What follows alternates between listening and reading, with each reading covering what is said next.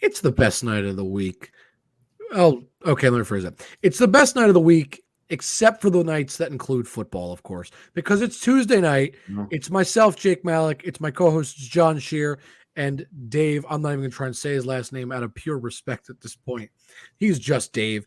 And JB, who could not be here because JB deserves a huge congratulations because he just got married this weekend. So JB is enjoying some time with his lovely new now wife. So him and Deb are off just enjoying the fact that they're now married. So JB will be back next week. Mexico?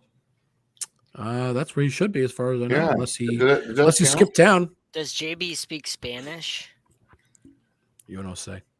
Does it count? Does it count when you get married in another country? Is it? I don't know. So is he not married in America?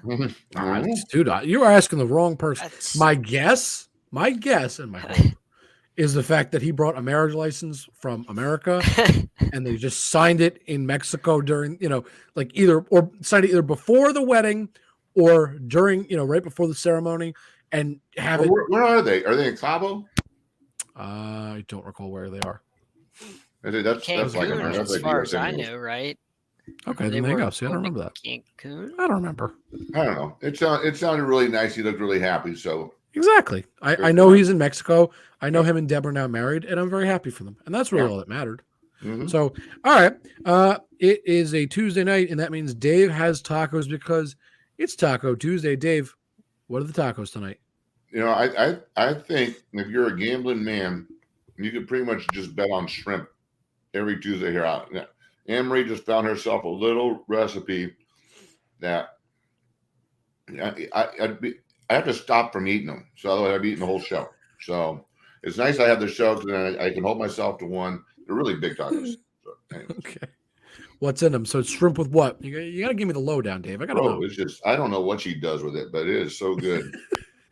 I'm going to start standing on the corner selling them, man. Dave, let me tell you something. I'd probably pay a pretty penny for whatever that is, because you talk so highly of them.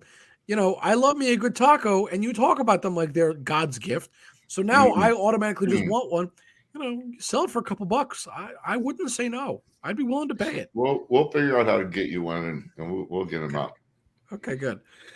Well, it is Tuesday night, and that means there are actual things to talk about, like sports. So, John, wait, Jake, come on. John is sitting there so patiently. Let me talk about my stupid shrimp taco, and he can't wait to say the word Tua. He's got 35 seconds. How many? 728 total yards. I mean, you can go on and on and on about this game, and it was the biggest butt whooping I've ever seen in the NFL. I mean, it was collegiate. Yeah, and it was.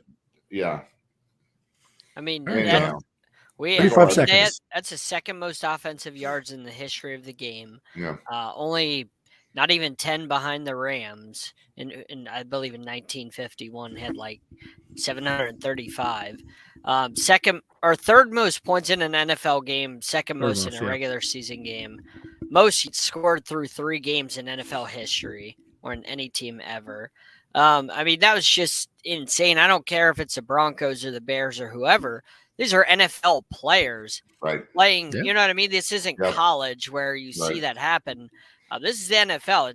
It's only happened a handful of times in the history of the game. So Dolphins or whoever, if you see a 70 burger, like your eyes light up, you're like, and none of it was defensive touchdowns. None of it was special teams. It was 10 offensive touchdowns, which is just. Well, especially with the era of free agency and the parity. I mean, how many times are we halfway through the season and there's like 5 and 5 teams? I mean, it's just there isn't the runaways like there used to be. There's always those that are struggling a bit, but to have 70 rung on you, I mean, it's like you're not even trying. Well, there's one really important thing nobody has mentioned yet. You think, okay, 10 touchdowns are scored, right? It's got to be, Tua is throwing like 7 touchdowns, 8 touchdowns, 9 of them to his receivers. Nope. Tua had what? 3, 4? 4. I don't remember the exact number. 4. Okay. 8 touchdowns went to running backs, though. That's the other thing. Tua didn't throw for an excessive number of touchdowns. That's a number of touchdowns you see every couple weeks in the NFL. Maybe it happens. It's not an abnormal feat. Like, yes, you played very well, but to throw for 4 touchdowns, it's not something I've never seen. It's not something you don't see like often. It happens. Tua just did his thing, but the Dolphins running backs were the true show. Like 8 touchdowns. I don't care between receiving, rush. It doesn't matter how those touchdowns were scored. That is an incredible feat in and of itself. I mean, that's phenomenal. I mean, Dave would probably like it. The way the offensive line just manhandled the defensive line when the Dolphins were running the football. Did you see the play where Akane scored? And in the aftermath of the play, there was literally like 6 Broncos laying on the ground, all right around each other, because the offensive line had just smushed all of the Broncos down to like pancakes. John. Yeah, actually, I think you're probably the only one watching it because that was a boring game for me. But. John, you said when Akane scored, which time? He scored 4 times. We need to be a little bit more specific because, like I just said, each running back scored 4 times. Which one are we talking about? Are we talking about the long run at the end of the game when it was like completely over? No, it was like it was like a 30-yard touchdown or something like that. Armstead, who played he's an all-pro left tackle, and you've met him, Dave. He took out a dude, pancaked him, then came up and pancaked another dude. And that was the play I'm talking about, where there was ended up being 6 Broncos just laying on the ground. You don't see that from NFL players where it's like a cartoon where they're all flattened. Yeah. And they're just tapping on the ground, tapping out. I'm just all right, I'm done. Please end the misery. Man. I'm out. I mean, the offensive line's only let Tua get hit 4 times this year, 1 sack. I mean, just they're not getting enough credit for what that O-line has done. Yeah. And most are top 5 in yards, top 2 in rushing touchdowns. Like, they're the best rushing team in football right now.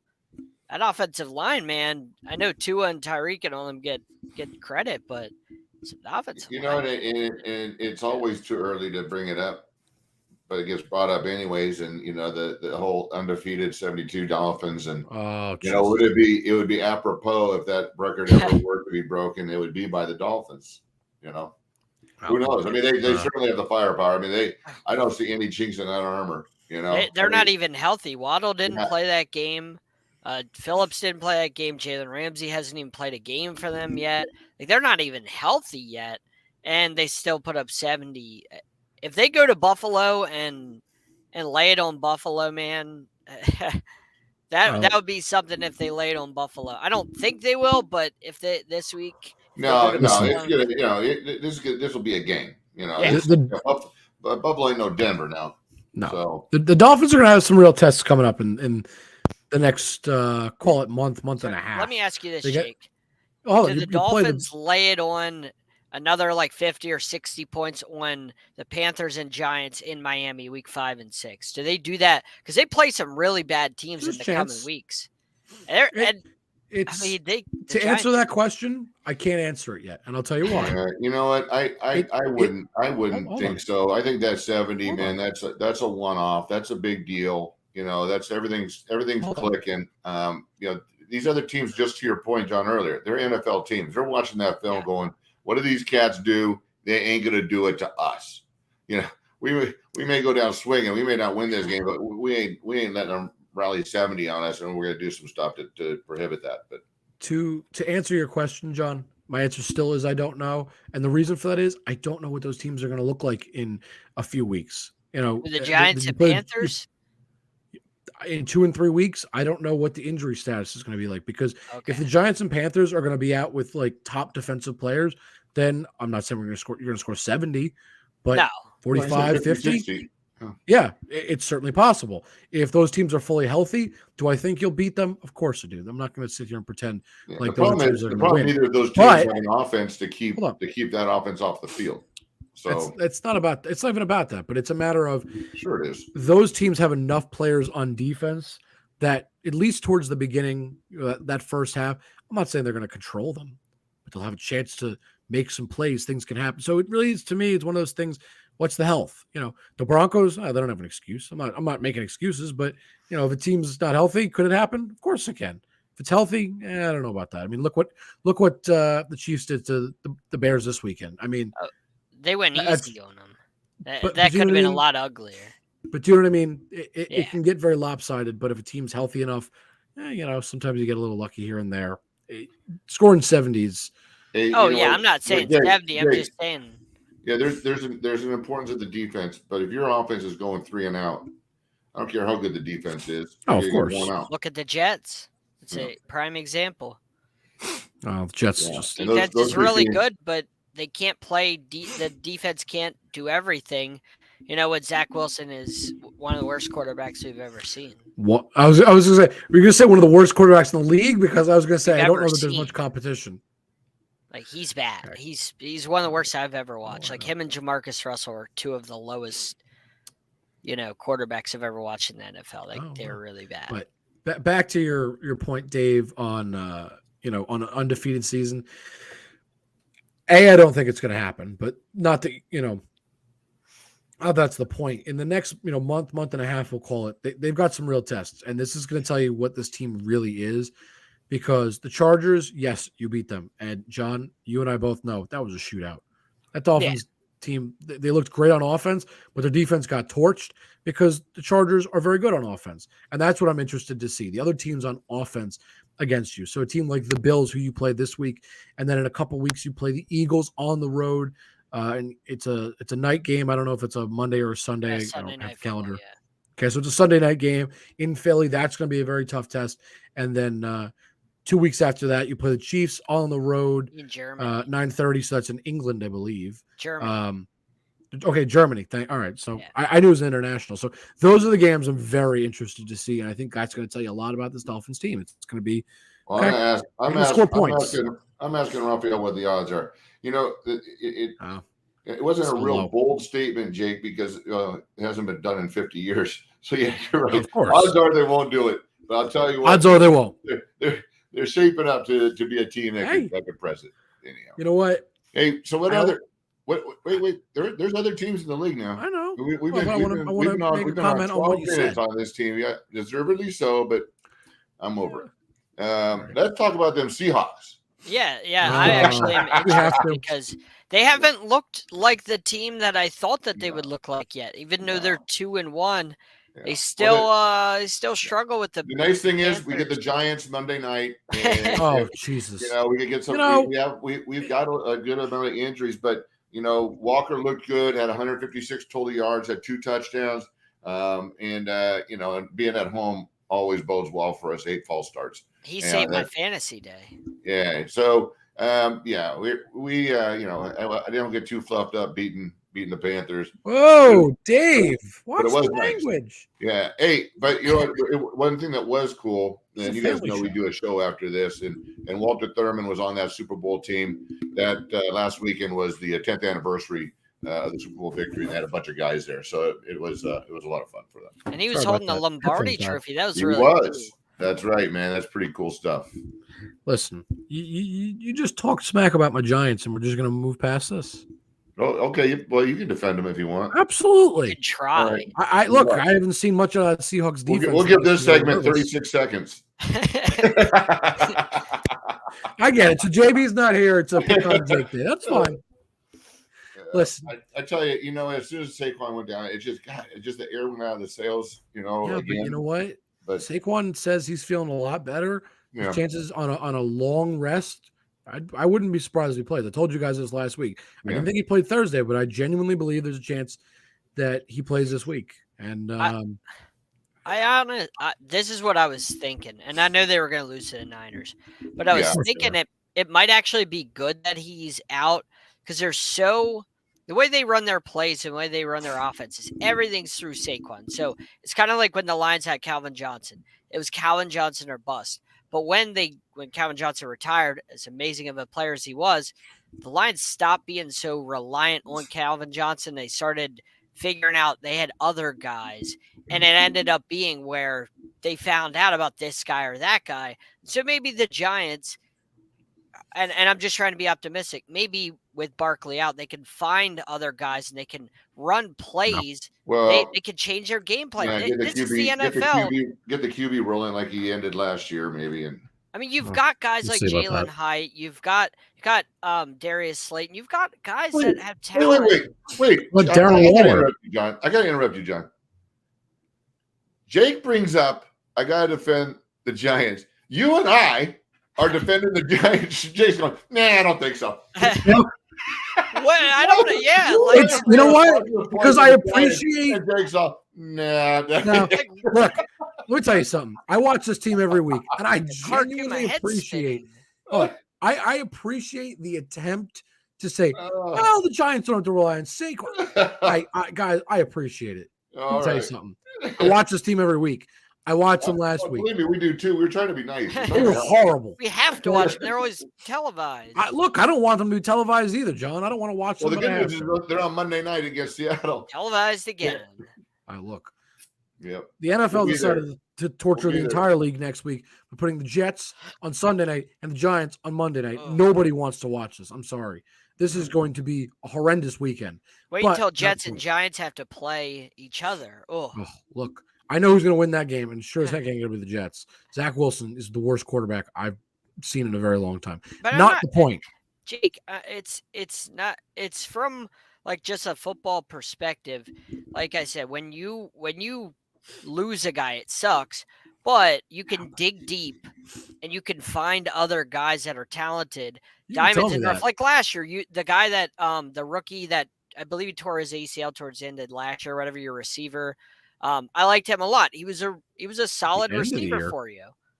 What was his name? He was like it was a young guy. It started with a W or something like that. Like you had a lot of nice pieces at the wide receiver position last year. Wide receiver that tore his ACL. I believe he tore his ACL or he got hurt. Late last year? Late last year. But my point is, like, there's gems that you can find, and you can change your scheme and let Daniel Jones air it out. He hasn't been airing it out. You got guys like Jalen Hyatt who can run down the field. Like the Giants they've been doing rollouts, screens, like things like that. You need to change your game plan because they're keying off on Darren Waller. They're double teaming him and Darren somebody else to beat him. Throw the football down the field. That's what you paid Daniel Jones $40 million for. Daniel Jones threw the ball 32 times last week and he didn't do very much. But, I mean, that was the Giants. Come on. The Niners. The Niners do that to everybody. Like, no, not really. This is San Francisco 49ers. Like, this kind of just is what Daniel Jones is, unfortunately. Like, I hate to tell you, but like, and plus your offensive line was really bad. He's not. Really bad. This is not. You can't win games with him doing that. That's not how this works. Like, I watch this team every. Well, then don't pay him $40 million. John, I didn't make that decision. That's not my choice. Contract signed. You're defending something that I just can't. I watched Daniel Jones last week. It wasn't good. There was a play, I believe it was towards the end of the game. Darren Waller is a big dude. He overthrew him. He actually from 10, 15 yards out, he overthrew Darren Waller. Yep. That's not a good sign. That's concerning to me. So that's why Saquon Barkley, you can say, oh, well, you could find other guys. Sure, we could. But Daniel Jones he needs his safety net. That's what he needs. And so if the Giants are going to win this game, if Saquon Barkley doesn't play, they're done. They're screwed. There's no way they're going to win this. I'm telling you. If he plays, they'll have a chance. He is the lifeblood of this team. The Giants should have signed him and put Daniel Jones on a franchise contract, but that's not what happened. So here we are. Unfortunately, he got paid, and Daniel Jones ain't it, man. All right, so I would say we move on to John's next favorite subject, and that's his favorite coach running into a little bit of trouble this weekend. Oh, well, all right. I figure we might want to talk about the NFL a little bit more. No. By the way, Jake, Wendell Robinson, who I was talking about. Oh, he didn't get hurt late last year. He got hurt very early. Okay, early. That's why I was really thrown off. I was like, who are you talking about? That got hurt. Started with a W. Yes. What other NFL news we got, Jake? Well, there's a lot. I mean, you pick a game. You want to talk about the fact, I don't know, that the Cowboys lost to the Cardinals? I mean, I'm not here to – this is not about the Cardinal slander. This is about everybody's like, oh, the Cowboys are so good. And then they lose as per usual. And all I'm going to say is one very simple word to describe the Cowboys. And, John, this is straight from you, man. Frauds. Yes, very much. Fraudulent. Very simple. Cowboys are total frauds. And this is this is I would just say of all of the games this weekend, that's the one that's least interesting. Well, to you, it may have been, but it does a lot for the NFC picture, because if you're the Cowboys and you want to get to where you want to get to, which is the Super Bowl, you have to have the number one seed, because you can't go to Philadelphia and San Francisco in the playoffs and expect to win. The Cowboys are built that way. So you've got to have everybody come to you if you want a shot at the Super Bowl, if you're the Cowboys. What's going to happen? And already dropping a game behind the Niners and the Eagles because you lost to a team that's tanking. It's literally tanking. They're trying to lose, as far as we know. That is a absolutely the coaching staff gut-punching loss for the we know the Raiders are trying to lose because they want Caleb. Oh, everybody wants Caleb. They're going to go 0-16. Watch. Well, we'll see. I don't know if Jimmy G will let him. They're bad too. I couldn't watch that game. Steelers Raiders, just Steelers terrible matchup for Sunday. I don't know who thought that would be a good matchup. It's the same people that make Monday night and Thursday night. Not good people. They just torture us with terrible matchups all the time. John, do you not remember how horrible Thursday night was last year? All we did every week was complain about it. Was the Colts and Broncos game or whatever? Matt Ryan. I felt so bad for the guys announcing those games. And you could tell in the pregame they're like trying to make up stuff to talk about. Just knowing they're gonna half the viewers are gonna be gone in 20 minutes because it's just gonna stink up the screen. That Colts Broncos game last year was the worst game I've ever watched. It was so boring. That's the unfortunate truth. So yeah, whoever that was Prime took it over. Yeah, right? That was Thursday Night Football. Yeah, Prime took it over, and their genius football minds, they picked those games. Look, the only reason it is worth watching Thursday Night Football at all is I like Al Michaels and Kirk Herbstreit. I think they're very good together. Yeah. But everything else about Thursday Night Football has stunk every single week. One of the greatest voices of sports. So anything he does, he makes it at least fun to listen to.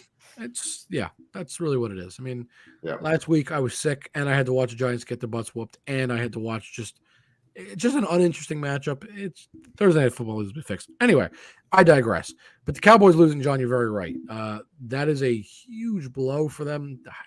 Look, I didn't have them winning the NFC as a whole, being number one seed. I didn't have that to begin with. But their chances just significantly dropped. And it's not a confidence booster if you're a Cowboys fan. You lose Trayvon Diggs, and then you do that. I mean, and the Cardinals exposed them because they ran for over 200 yards. That interior defensive line for the Cowboys is bad. They can't stop the run at all. And that's going to be a problem when you play the Eagles and Niners, who are predicated on running the football. Cowboys have a lot of issues, not just losing Diggs, but that interior line. Micah Parsons can't stop the run. Great pass rusher, cannot stop the run. The defensive line has a lot of issues when it comes to stopping the run. No, like I said, it was ugly football. That's what it was. And the other unfortunate thing that, I've been on this train before, and John, I think you've been on this train before, and Dave, I doubt you disagree with us. Dak Prescott is not a very good quarterback. I understand there were some O-line injuries this week.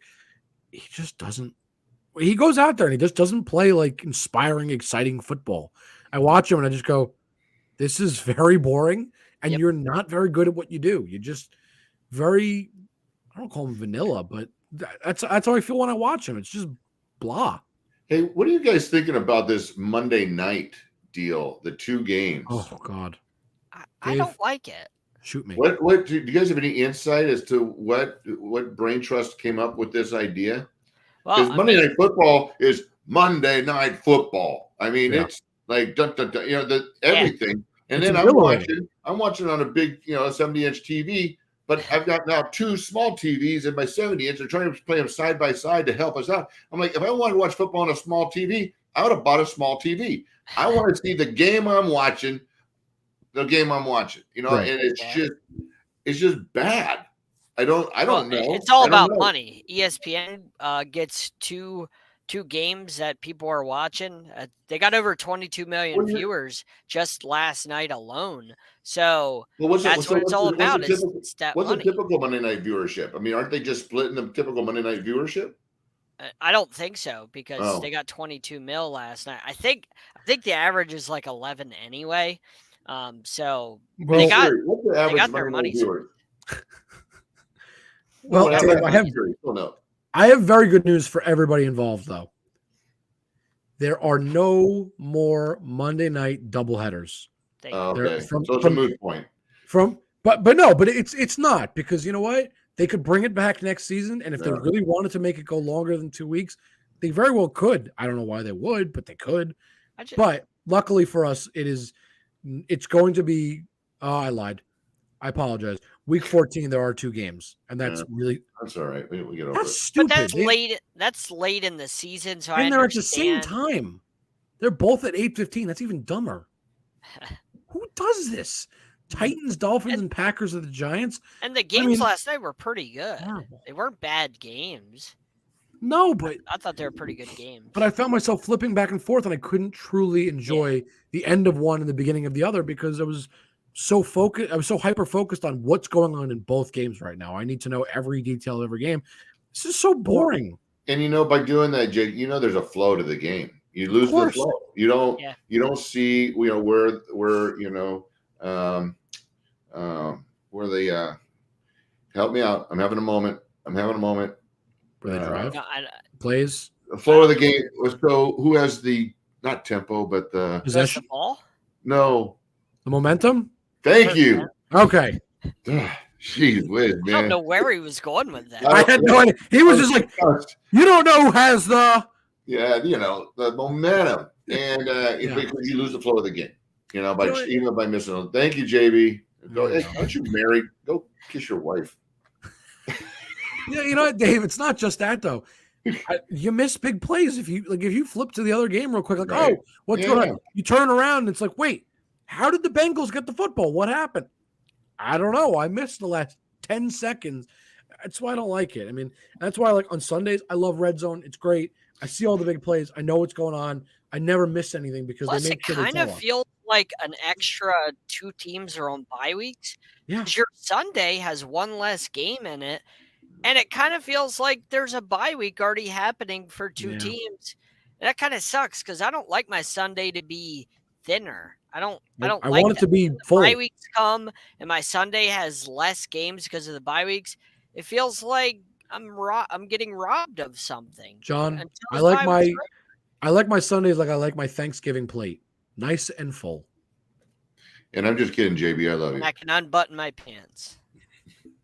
All right. Well, that was far too much information that I didn't. Okay, so wait, is that the segue you're looking for, Jake? John unbuttoning his pants. Now we talk about Deion Sanders. Yes, and apparently Dave said shaved monkeys, so maybe I don't. Dave, I think that'll work because I no longer want to talk about what he brought up. So let's talk about literally anything else, please. Remember the show where I started without a shirt on? Oh, why did you have to bring that up? Great show. Oh, God. For like the first 5 minutes, I gave the audience an opportunity to see me without a shirt on, and I made sure they saw my nipples for the first 5 minutes. We saw them. Great start to one. I mean, Jake and JB didn't have glory. any idea it was coming. It was a surprise. So, guys, I'm glad we're having this conversation now. So when we actually get on the radio, we're not talking about this about John's nipples. Day one. Who doesn't want to talk about John's nipples? I mean, I think that's a pretty funny topic. Yeah. Well, I saw it and I wasn't. It was laughing. Exclusive content for 5 minutes. That was you can't unsee it. That's for John's OnlyFans right now. It's my OnlyFans preview. John, really important question. When you do start that OnlyFans, can I get that for free? Well, why not? You're part of the family, so why not? Oh, good. Glad to know that I get that for free. All right, that's all. Moving on. Right. Yeah, well, I brought up Colorado twice now. Are we going to talk about them or not? Yeah, let's talk about them, Dave. You start us off. What would you like to comment on first? Does talk about the poor play or Deion's big fat words not being really backed up? I think that's just what happens. I think you talk a big game, and so when the inevitable does happen, and you lose, it's going to be multiplied. Yeah. So you set yourself up for that. But you also, he's also set up that program to have a pretty good start and get a lot of attention. And along with a lot of attention comes a lot of revenue. So everyone knew they were going to lose some games. Heck, you go back to back against ranked teams. They're going to get blown next week against SC. So it's just you get what you get with it. But I think it added a lot of attention and momentum to a program that had zero. So, you know, I think like I said, we all knew it was going to happen. I mean, look, we knew about, Dave, your favorite word now, momentum. Yes, we knew about that, and we've discussed that in plenty of detail. So you're absolutely correct. But I turned on that game hoping, I don't know, it'd be close for at least a couple minutes, maybe. Like, I don't know, maybe the first quarter would be like a decent quarter. It wouldn't be painful. I turned it off after about 10 minutes because I was so bored because Oregon was just wiping the floor with Colorado. I mean, it was like Colorado decided we are not even showing up for this game. It's whatever. It felt like they didn't even bother to come to the game. I don't think it was that. I think they were overmatched. Oregon, no, I know, but that's how it felt like. Talented team, and Colorado. I never played football like Dave did, but you don't go to an opposing team's field and stomp on their logo before the game. That was pretty especially when you're already a 21-point underdog. You don't do that because you're asking for trouble, disrespecting the other team like that, and they got what they deserved. Well, the other thing too, we have to keep this in mind is, it's been well talked about, but the result of the dynamic, and that is this newly assembled team. These kids have not played together. A team like Oregon, all these cats came in together. They brought in waves of years and years and years of playing together. And that's also what's going to get exposed in games like this, where there's going to be that fractioning off. Guys don't really know each other. They're not going to really get along. They're going to start pointing fingers, because I'm telling you, these are a bunch of 5-star, 4-star rated kids. And the reason why they all split to come here is because they want to be the guy. And as soon as things start going south, watch, this thing's going to crumble as fast as they put it together. And we'll see how good a coach he is at the end of this year after like 3 or 4 big loss. Well, I mean, and the thing that got me was and I think it was a cop out, losing that game and then saying, "Oh well, this is the worst we're gonna be. You get me now because it's the worst we're gonna be." I think that's a cop out, like saying, "Oh well, we're not that good right now, but give us another year or two, then we'll be really good." So enjoy your beating us now. Like, come on, I don't know. That's what he's trying to say. He ran his mouth. He ran his mouth all season, the first couple weeks, ran his mouth to coaches, did all the interviews, everything. But then as soon as he loses, starts backpedaling like the defensive back he is. Very clever. Very clever. I don't know. Very clever. I guess I hear that statement in my head, and I interpret it as, this is the worst game we're going to play this season, so enjoy it while it lasts. And I could be wrong, but that just, to me, that also just feels like a very Dion type statement to be like, look, it was one bad game, but don't get used to it. That cockiness, that confidence, whatever you want to call it, that swagger, that's very much Dion. It doesn't mean that's what he meant, but that's very much how I would take it is, look, it was one bad week. Laugh at us while you can. It ain't going to last very long. I don't know if that's what he meant, and I certainly don't agree with that statement if that is what he meant, because next week is not going to look any prettier. It's going to be very ugly again. But maybe that's what he meant, and he's just instilling confidence in his guys. I don't know. But I don't know, Dave. Any thoughts? You play professional football. You might have. Well, I have to say, we just got notice from Raphael is not going to be able to make it on. Yeah, I know. And because I have a one-track mind, I needed to know the odds on Dolphins going undefeated. So, so I had to text him, and so I'll share it with you guys when he answers. There's text. Sorry, guys. No, I think that I think they're going to have a tough year. Yeah, and like I said, I think if he can hold them together, that will be a testament to his coaching style. He can say and do what he wants. Because, guys, we all know this, right? And I played with one of the biggest personas in sport at the time. I played with Brian Bosworth. Oh yeah. And man, I'll tell you what, you give Brian a mic and a camera, and you're gonna get the boss. Yeah. But off of there, he was Brian, and Brian was a good dude, And so we don't know. We see Dion, but then you see Dion loving on his kids too. You know what I mean? And so once again, we'll see what kind of coach he is when the waters get rough. Why he hasn't had real rough waters. Even in Jackson, they've had some good success there. He's been very successful. Yeah. So, so we'll see when they start getting clobbered back to back to back. Yeah. Why do athletes like Boz and Dion, why do they do that?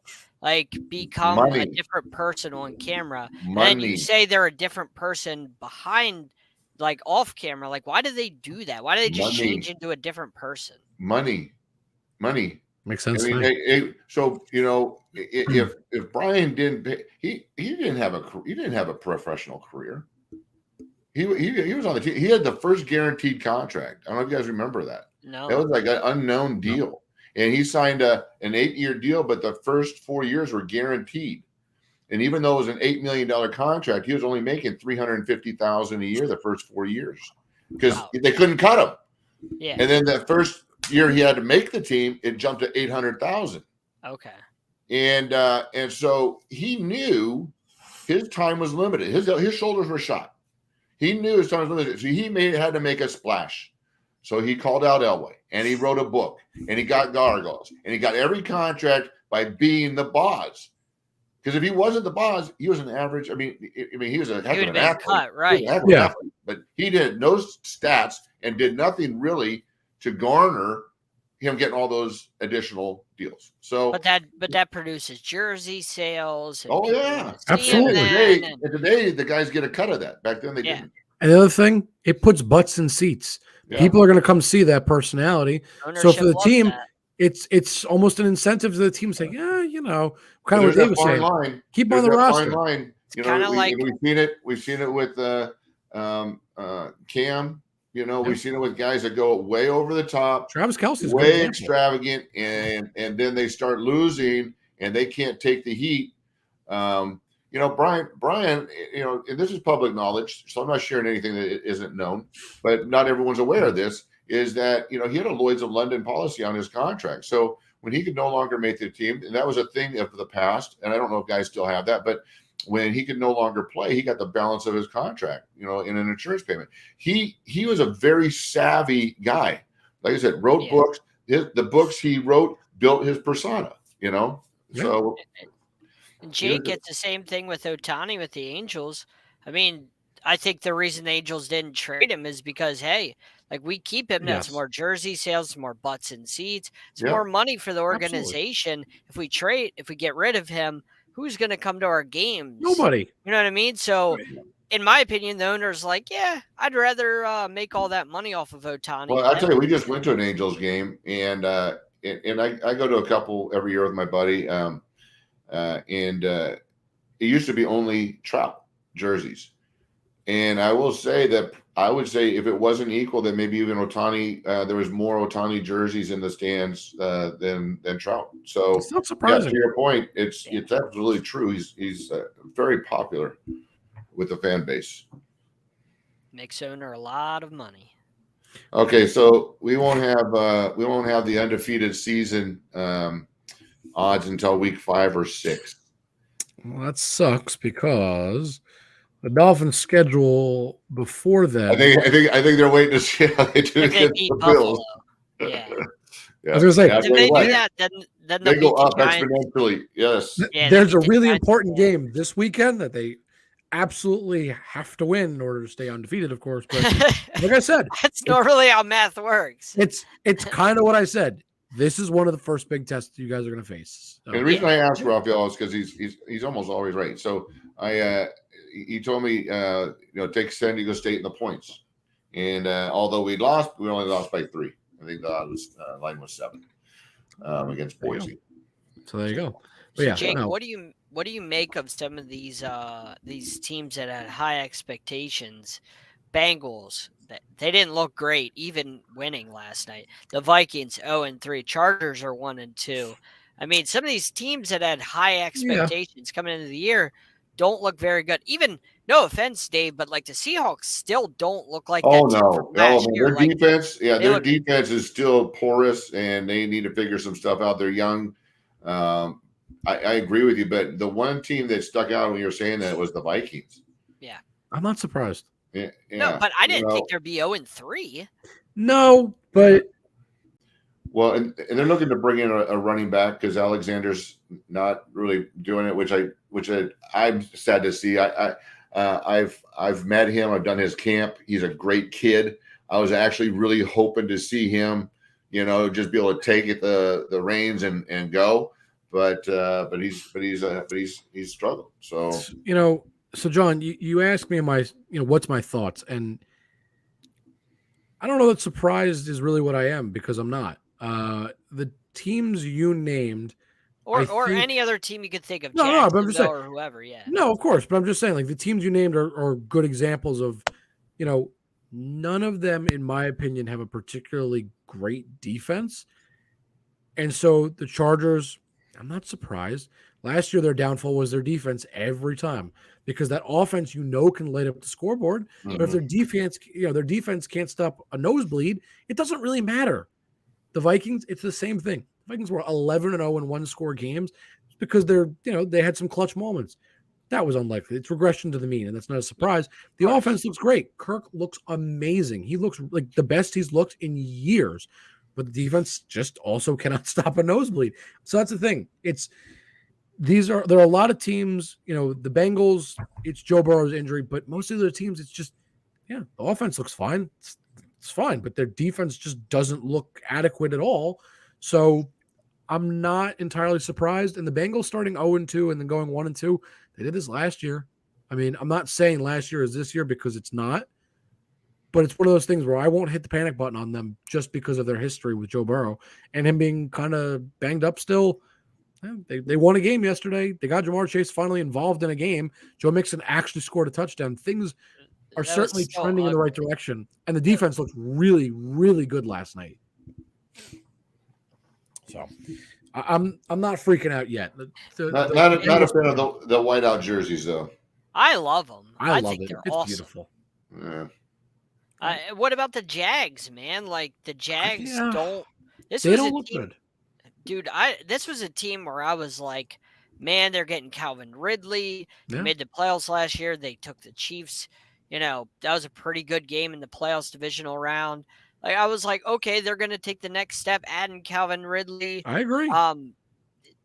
They should be better, and Trevor Lawrence looks really bad. Terrible. If you look at his stats, they're awful. I think we all picked them. We all picked them to win the division, right? Yeah. Of course, it's not a good division, but and their defense has not been very good. They couldn't score Yes, we did, Dave. at home against the Chiefs. Like, Chiefs have a pretty solid defense, but you should be able to put up some points That at Chiefs home defense against was the good, Chiefs. Like, and they barely beat the Colts week 1. Like, what is going on with Jacksonville? Maybe they're going home to play in London. Maybe they'll get right for 2 weeks. It's funny you say that, John, though, because you brought up the Texans. CJ Stroud looks good. Like, really good. Like, the best quarterback in his draft so far. Yeah. And ironically, the top draft pick in Bryce Young is definitely the worst so far of the 3 that have played. Like, it's not a knock on him. He just look like, of the 3, he's the one I want the least. Anthony Richardson, when he was healthy before he got hurt, which is, of course, just a byproduct of the way he plays, which he's going to have to learn very quickly. Be careful. For a raw talent like him, he also looks really good. But CJ Stroud looks almost like a steal. Like, and I say that because we knew he was NFL ready. There was never a question about that. We thought both him and Bryce Young were NFL ready, but I think a lot of people agreed, well, Bryce Young is definitely the better talent. Alabama quarterbacks are usually better, and he just looks like he's ready to go. He hasn't looked that great, and CJ Stroud looks like he is the real deal. And Texans might be in a very good position. And he hasn't even had his best lineman, Laremy Tunsil, the last 2 games. Laremy Tunsil has not played these 2 games that Stroud's gone off. Yeah. So kudos to Stroud. I mean, he's throwing to guys none of us would. He looks good. Would ever really just making plays. He looks good. And he's just making something out of nothing. He looks confident. That's what it is. Looks so you guys have any thoughts on all these European games, all these things overseas and Mexico? Yeah, I tell you, it's tough on the players playing in Mexico, that elevation and even the dietary issues. People don't think about a lot of this stuff, but being there, and I was fortunate enough to play in Wembley Stadium. and we were there for a week and eating boiled food for a week. The food in London is horrible. It was not good, and they put fries on everything. They call it Fritz or they call it something, but it was fries. You know, we had breakfast. There are no hash browns. It's fries. You know, and so we got to play in Frankfurt, and same thing. And I'm German. I couldn't wait to go, man. I was going to be eating this and that, and I'm ordering stuff, and it was just not good. So it's a tough deal with the flight of 14 hours, the dietary, the thing, and playing in a weird deal. I get it. It's great for the league. It's great, more viewers, worldwide viewers. You're bringing all those in. I don't know if you guys have any thoughts on it, or it just doesn't matter. I guess my concern would be when they go to Mexico, the safety, making sure you're not, making sure you're careful with drinking the water and stuff like that. Just like the safety concerns, especially like depending on where you go. Yep. I don't think that's as much of a problem if you're going to Germany, but when you go to Mexico, the safety issues and the elevation, it's just, I like that they're doing international, but sometimes I feel like they're trying too much. They're going to Germany and they're going to all these places. Like you're putting Dolphins at Chiefs in Germany.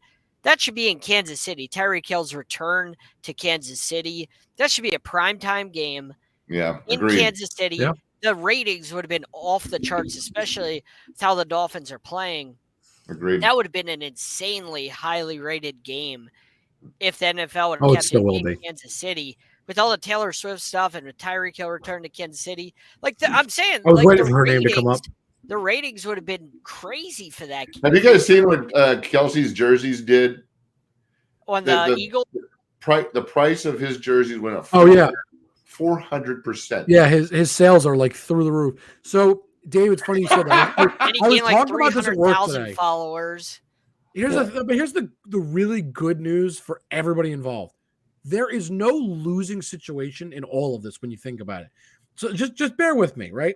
Right. Let's say Taylor Swift, Travis Kelce somehow managed to stay together, which I don't anticipate happening with Taylor Swift's track record, but that's not the point. Imagine they stay together. Song about him. What? She'll write a song about That's him. what I'm waiting for. So imagine they stay together. So good. If they stay together, that's just an awesome story. Like Travis Kelce's got this huge crush on the celebrity. He just shoots a shot. It works. That's awesome.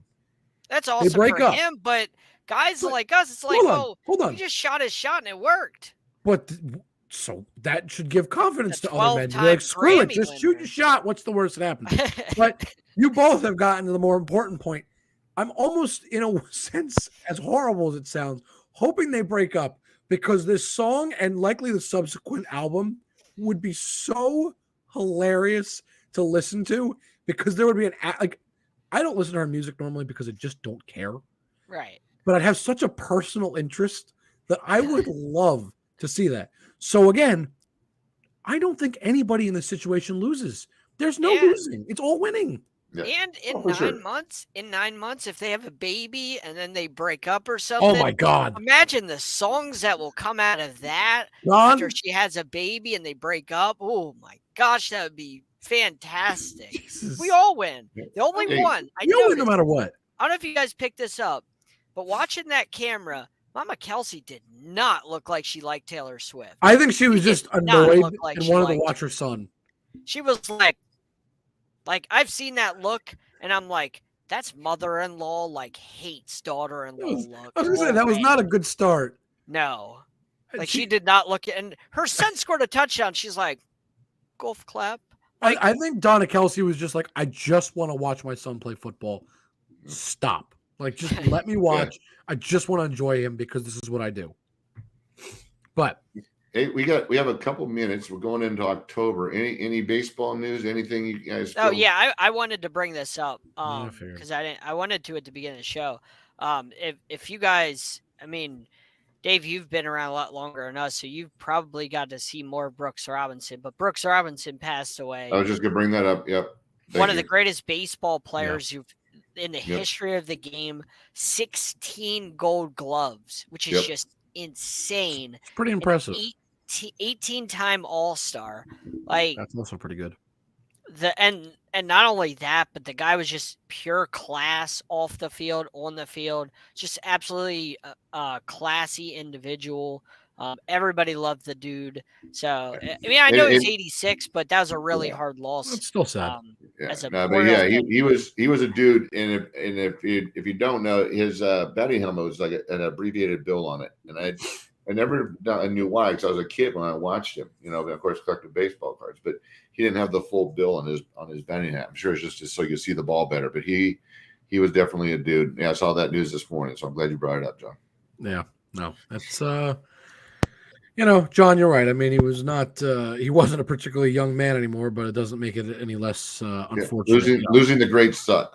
Yeah, and it's coming. Like with guys, with players and celebrities or whatever that start to get to those ages, like it's coming and you dread it, because like Bob Barker, like it was coming, but when it hits, it's like, damn, man, like it's like I knew this was happening, but it still sucks. Yeah. Mm-hmm. No, I really thought John was going to say something else when he talked about baseball, so I appreciate you not saying that. No, that was the most important thing. I don't know. It's one of the greatest baseball players to ever live. It's just that's a hard loss. It's what's crazy about it. He may not even be the greatest Oriole of all time, and that you could genuinely debate between him and Ripken, and that's just. I mean, I don't know who that says more about. If it says more about him or more about Ripken, or just how both they, were just so fantastic. But O's fans were a very fortunate bunch when those two played. I mean, back in the day. Not so much anymore. I mean, a lot of dark days up until now. I was going to say things have not been so great for the Orioles fan. And John, that does remind me, because I kind of wanted to ask you. Are you doing the O's show again at any point, or is that just kind of dead in the water? Right now, not right now. I'm a very, very busy guy, so my time is like that right now. It's funny, John. Let me ask you something, because there is something that I know you might be really busy with the O's. Don't you have something going on with the O's coming up? Am I making this up? No, you're not making up, and I haven't announced it yet. But all right, so don't announce it. You don't have to. I don't want to put you on the spot.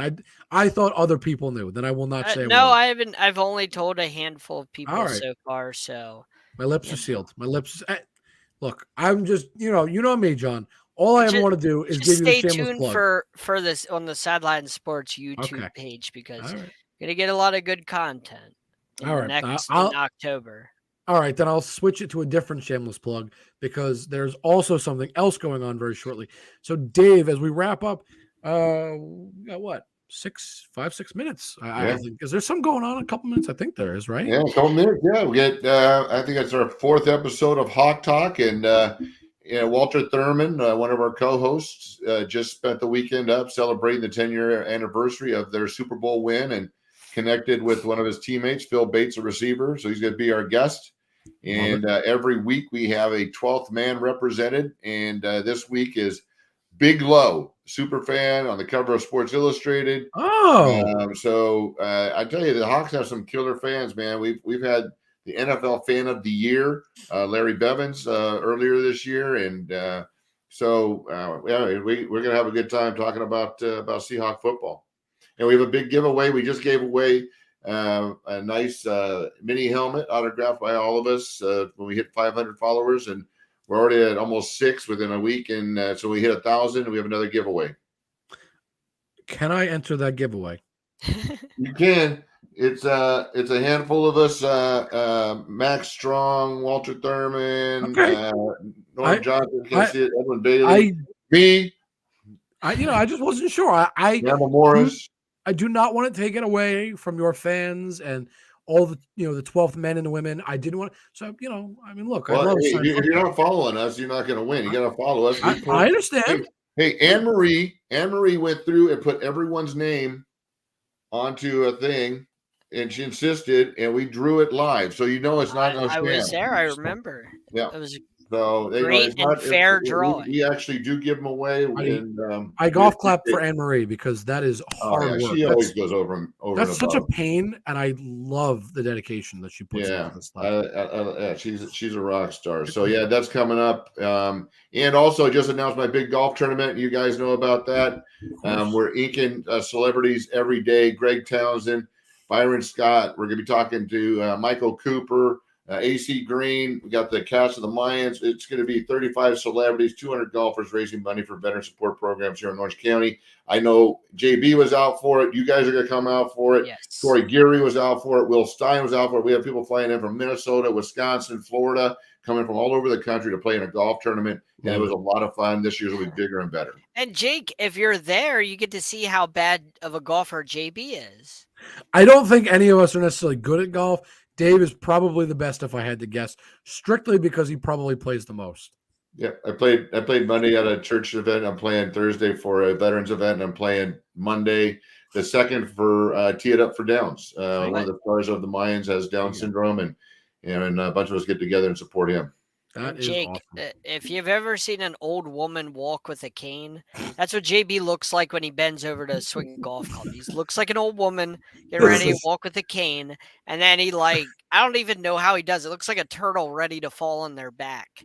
It's so great. It's so fun to watch. I guess we'll have to get video and put that on the show when the time comes, because I think everybody deserves a chance to see JB doing that.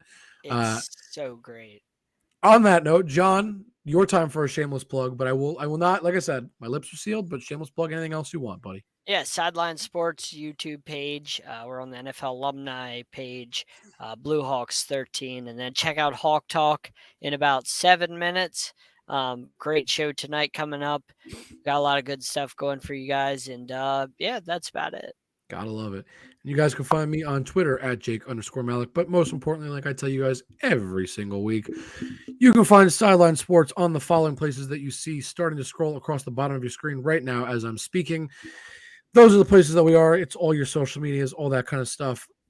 I'm Jake Malik. That's John Shear. That's just Dave. Go watch Hawk Talk. And Dave, what do you got to tell the people one more time? Be good people. That's right. And we'll see you next week. See ya.